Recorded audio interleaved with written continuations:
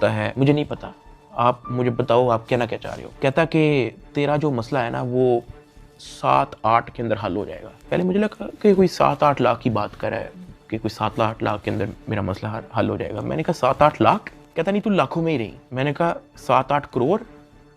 कहता तो और। मैंने कहा इतने तो मेरे पास है ही नहीं, मेरे रिसेंटली कुछ बहुत ज़्यादा खर्चे हुए हैं, मैंने आगे भी बहुत सारी मेरी स्पेंडिंग है, मेरे 100 और काम है, मेरे पास नहीं है। कहता बस फिर तो इधर ही पड़ा रहा है। मुझे वहाँ से आइडिया हो गया कि इस बंदे का काम सिर्फ और सिर्फ मेरे से पैसे मांगना है। जब मैं NCCI की कस्टडी में था, आप लोगों ने शायद 3,26,000 USDT की बात एडिशनल डायरेक्टर के पॉडकास्ट में सुनी होगी। 3,20,25,000 USDT वो इसके डिजिटल वॉलेट में से हमने अनर्थ करके कोर्ट ऑफ लॉ में सबमिट कर दिए।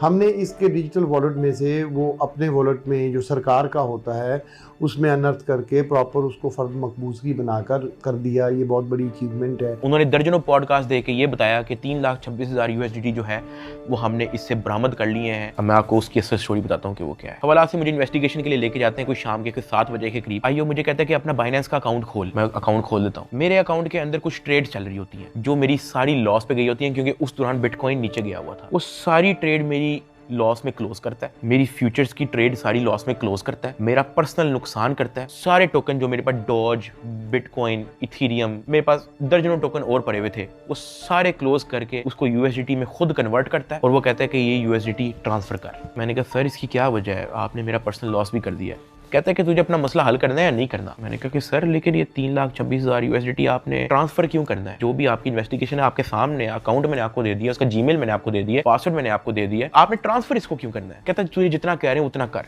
मेरी 15 मिनट उनके साथ बहस चलती रही कि सर ये पैसे ज्यादा हैं, मुझे आप थोड़ी सी इसकी एक्सप्लेनेशन दे दें ताकि मैं मेंटली रिलैक्स रहूं, मुझे थोड़ा सा बता दें कि ये ट्रांसफर आपके पास क्यों करना है। वो मुझे आगे से यही कहता था कि यार लगता है तुझे अपना मसला हल करने का शौक नहीं है। बीच में उसने मुझे बहाने लगाने शुरू कर दिए, यार क्योंकि तू हमारी कस्टडी में है कि तेरा अकाउंट की हैक ना हो जाए, जब तू यहाँ से फारिग होगा तू मुझे बता दी, मैं तुझे सेंड कर दूंगा। आईओ ने मुझे इस तरह की कहानी सुनाई शुरू कर दी। उसने मुझे एक अपना वॉलेट एड्रेस दिया, उसने कहा कि ये सारे पैसे इस पे ट्रांसफर कर। इसने मेरे से जबरदस्ती मेरा फेस ID, मेरा ऑथेंटिकेटर सारा लगा के इसने मेरे से जबरदस्ती 3,26,000 USDT, जिसकी PKR के अंदर वैल्यू बनती है 9 करोड़ पाकिस्तानी रुपया। अब जिस अकाउंट में उसने ट्रांसफर किया, क्या वो FIA का अकाउंट था?